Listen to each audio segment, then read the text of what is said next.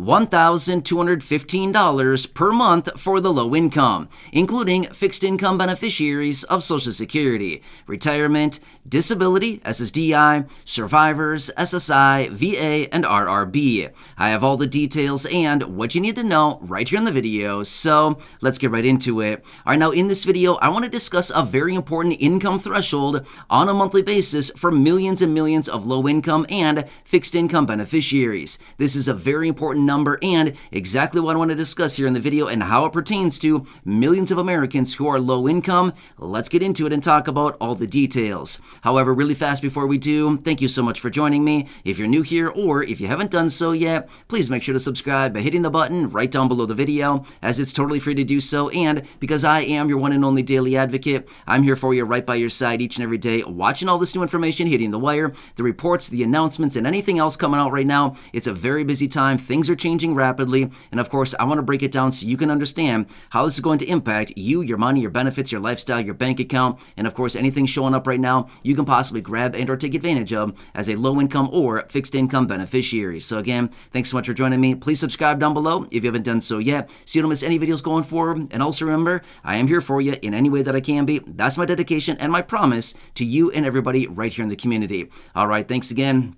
Let's get into it and talk about the $1,215 on a monthly basis for millions upon millions of Americans and what this number represents. All right, now this was recently announced, and now that we are in 2023, we're still relatively early on in the year. However, there are many more months to come this year. But this is the number that was recently released, and this represents the federal poverty line on a monthly basis. Now you might be wondering, why do we care about this? This is actually a very, very important number, and I want to bring it to your attention because this is the number that indicates a lot of different things, especially for the low income and fixed income beneficiaries, as well as what Congress wants to do. Now remember, there are many pieces of legislation floating around Congress right now to raise benefits and all kinds of different things, and they're all determined by the federal poverty line. I'm going to talk through that here in just a second.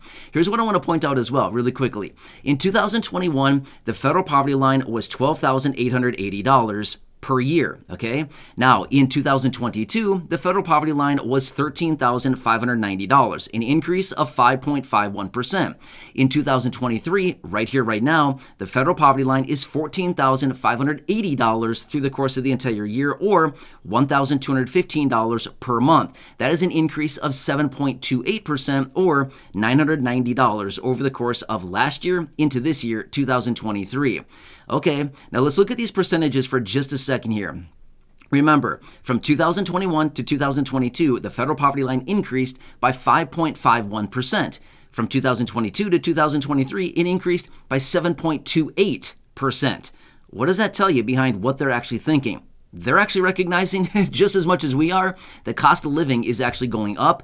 Therefore, the federal poverty line has also increased quite a bit more, by about 50% more what it did from 2021 to 2022 versus 22 to 23. Yeah, it's about a 50% increase over that year-over-year basis. So you can see here, they understand just as much as we do as they run these numbers, the cost of living and what they're determining as the federal poverty line has increased pretty substantially, right? However, let me talk you through some other details here as well, because this is very important to understand here. All right, so remember this much. If you are a low-income or fixed income beneficiary, for all of these other programs that are out there right now, for example, I'm just going to rattle off a few off the top of my head right here. This is just a couple, don't get me wrong. There are a lot of other programs that are out there that are encompassed within this. But for example, the LIHEAP program, the LIHWAP program, the ACP program, SNAP benefits, as well as a variety of others, rental assistance, utility assistance, food assistance. The list goes on and on and on. It's all determined by the federal poverty line and your income as a percentage of the federal poverty line. Now, here's the thing as well. We know that a lot of these programs offer eligibility to those people who are low income or fixed income if your income is either at 100% of the federal poverty line or less.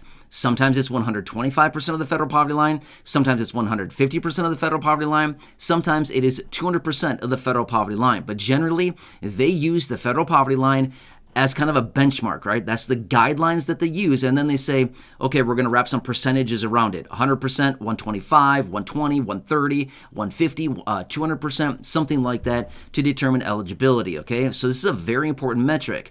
Not only that, we know that there are pieces of legislation floating around Congress, for example, the SSI Restoration Act, where these lawmakers want to increase the SSI monthly benefit up to the federal poverty line.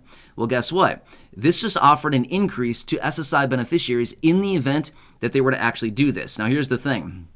Last year, in 2022, the federal poverty line being $13,590 for the year and divided out on a 12-month basis was $1,132 per month.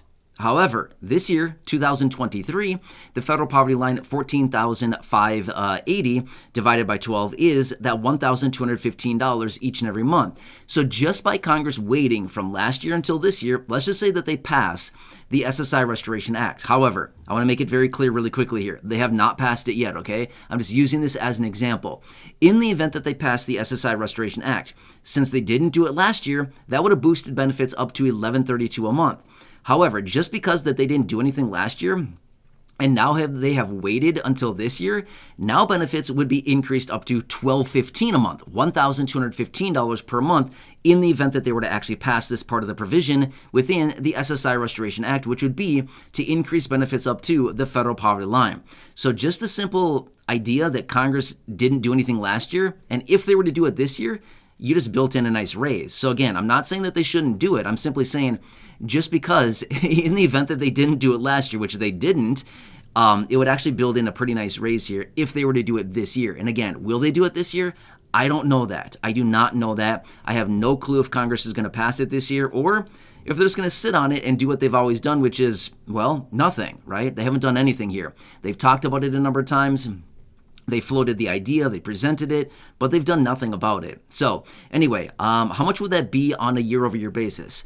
Let me quickly run some math. 70, 80, like $83. I think I'm adding that correctly. I could be off by a little bit there, but I believe that's an $83 difference between the federal poverty line last year and what it is this year. I could be off a little bit there. I'm just kind of roughly trying to add it up in my head as I go right now. So either way, let's call it $80 or so difference, right? It's a pretty big difference on a monthly basis. It's about $960 through the course of the entire year. Well, yeah, that's just about right. So anyway, some pretty big stuff right there, right? So that is just one example of why we need to watch the federal poverty line very closely, because just like I gave you in that example, the SSI Restoration Act, a real live piece of legislation that is in Congress where they want to raise benefits. Well, how about the statements out of the president where he has indicated no older adults or people with disabilities should ever need to live in poverty in America? The president said that. Okay, well, guess what?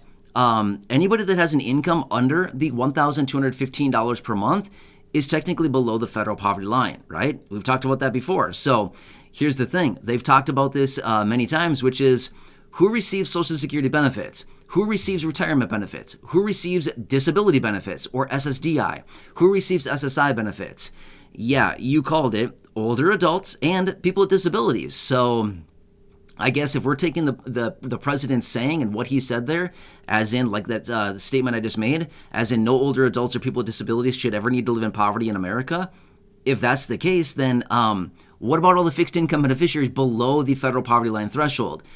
By definition, shouldn't they be lifted up? Because, I mean, that's what the president wants, right? Nobody should be living in poverty. Well, if that's the case, then why are these benefits still below the federal poverty line? Kind of see what I'm saying here? Yeah, right. Anyway, so this one I wanted to bring to your attention. This is the new federal poverty line on a monthly basis in the United States for 2023.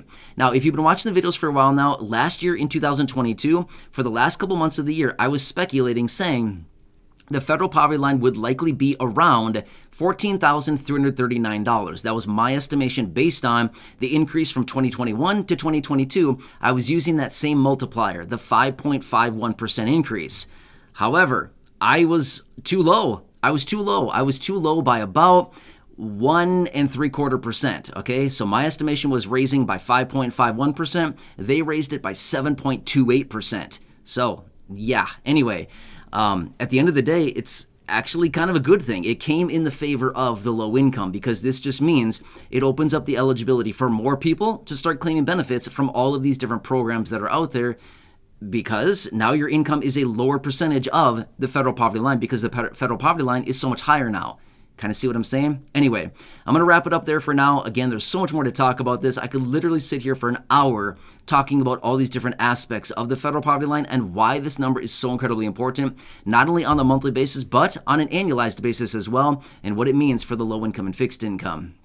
Either way, I hope this one helps you out. Again, please leave your comments, your questions, your feedback down below. Share this video with your friends, family, social media as well, because this is very important. We got to get this out into the attention of the people so we can see clearly how many people are living well below this line.